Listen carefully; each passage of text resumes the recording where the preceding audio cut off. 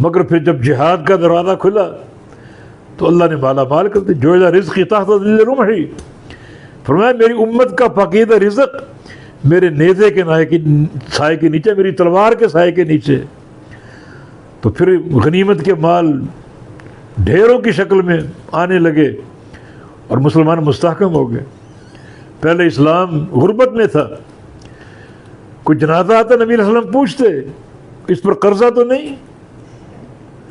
اگر کہتے قرضہ ہے تو فرماتے کہ صلوا علی اخیکم صلوا علی صاحبکم، اس کا جنازہ تم خود پڑھو، میں نہیں پڑھوں گا.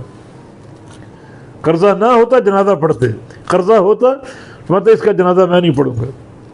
ہاں کوئی بندہ اگر کھڑا ہو جاتا کہ اس کا قرضہ میرے ذمے تو پھر آپ جنازہ پڑھتے. اسے ابو قتادہ کا واقعہ، آپ نے پوچھا اس پر قرضہ ہے؟ کہا کہ جی 1 دینار قرضہ ہے. فرمایا کہ صلوا علی صاحبکم، اس کا جنازہ تم خود پڑھو، میں نہیں پڑھوں گا.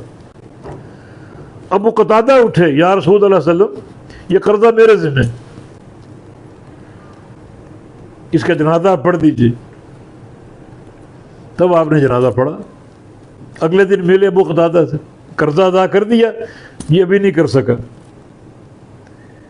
پھر ملے دوسرے دن، قرضہ ادا کر دیا؟ ابھی نہیں کر سکا. تیسرے دن، ہاں میں نے قرضہ ادا کر دیا. فرمایا الآن برت علیہ جلدہ، آج تم نے اس کی قبر کو ٹھنڈا کیا. قرضے کا معاملہ بڑا سنگین ہے، مگر اسلام کی غربت کا دور. پھر جب اسلام مستحکم ہو گیا، بیت المال مالا مال ہو گیا، تو رسول اللہ صلی اللہ علیہ وسلم نے فرمایا آج کے بعد اگر کوئی مال چھوڑے گا وہ اس کے ورثاء کو دیں گے، ان میں تقسیم کریں گے. قرضہ چھوڑے گا وہ قرضہ میں ادا کروں گا.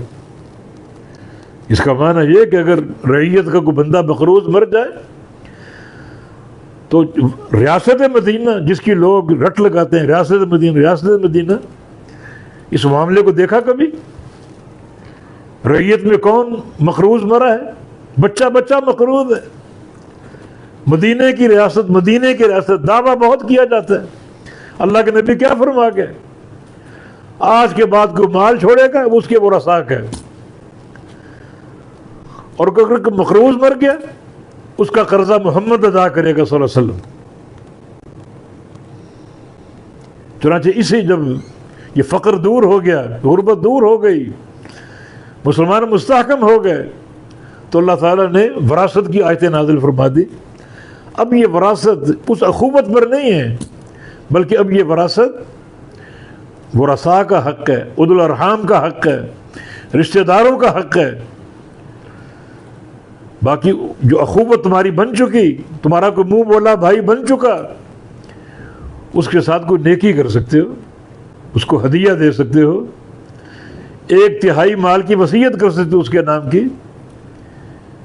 کان ذالک فی الکتاب مستورا، اور یہ حکم کتاب میں لکھا ہوا ہے.